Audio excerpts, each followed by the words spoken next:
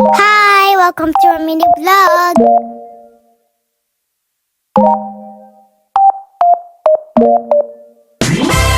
Hello mga Mars, samahan nyo kami ngayon sa panibagong travel vlog. Ngayon, out of the country naman. Sa Thailand nga kami pupunta mga Mars. At dahil dun nga kami pupunta, in-anticipate ko na marami kaming bibiling pasalubong. Kaya ginamitan ko na nga ng vacuum sealed storage bag yung gamit namin mga Mars. Para kahit paano, maraming space yung maleta namin. So ayan na nga mga Mars, yan na yung pumunta kami ng airport mga Mars. Maaga nga kami pumunta kasi nga ayoko rin yung nagagahol kami sa oras mga Mars. Lalo na international flight yung pupuntahan namin mga Mars. So dahil maaga kami, kumain muna kami mga Mars at medyo mali nga yata yung diskarte namin dyan dahil naka 2,000 agad kami. Dyan lang kami kumain. So bago ang lahat, inom muna ako ng Senior Greens ko mga Mars. Hindi talaga pwedeng mawala to sa akin mga Mars. Lalo na at hindi naman tayo bumabata mga Mars. So after nga namin kumain, tamang-tama boarding na agad kami mga Marsi. Kitang-kita mo kaagad sa mukha ng anak namin habang papalapit kami sa airplane mga Mars na talagang masayang-masaya siya at hindi niya talaga mapigilang ngumiti talaga mga Mars. Siyempre bilang magulang talagang masayang-masaya rin kami kasi may panibagong memories na naman kami ipapabaon sa anak namin mga Mars. Dito hindi na nagkamali si ate. Pagkabigay niya ng boarding pass, sinintay na niya at kinuha niya ulit. Talagang nakakatawa. Ito nagkukulitan pa kami mag-asawa kasi nagsasabihan kami na sabihan ko daw yung anak ko na hindi mabilis yung biyahe at hindi ito katulad ng Boracay. Bago nga mag-take off mga Mars, talagang nagyaya yung anak ko papunta dun sa CR kasi gusto daw niya makita kung anong itsura ng CR ng airplane. Hindi nga namin sinama si Bunso dahil nga naisip namin hindi pa namin naipasyal si ate simula dati pa dahil pandemic baby nga siya and deserve niya to dahil second owner siya at marami siyang award. Dahil 3 hours nga yung biyahe, nagyaya nga si daddy na kumain nga lang kahit noodles sa airplane mga Mars.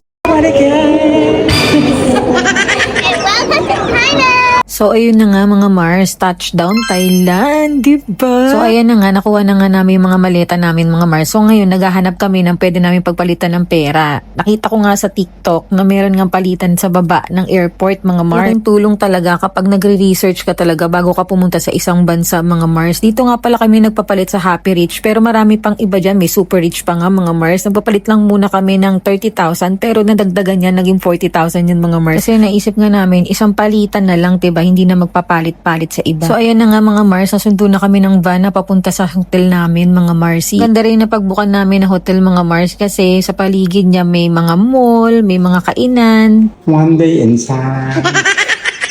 Yan. Welcome to Thailand! Ganyan nga yung itsura ng kwarto namin mga Mars. Hindi ganun kalaki pero sakto na sa aming tatlo yan mga Mars. After nga namin dyan, nagbabalang kami ng gamit. Then lumibot na kami sa baba mga Marsi. Nagharap kami ng makakainan mga Mars kasi nagugutom na naman kami mga Mars.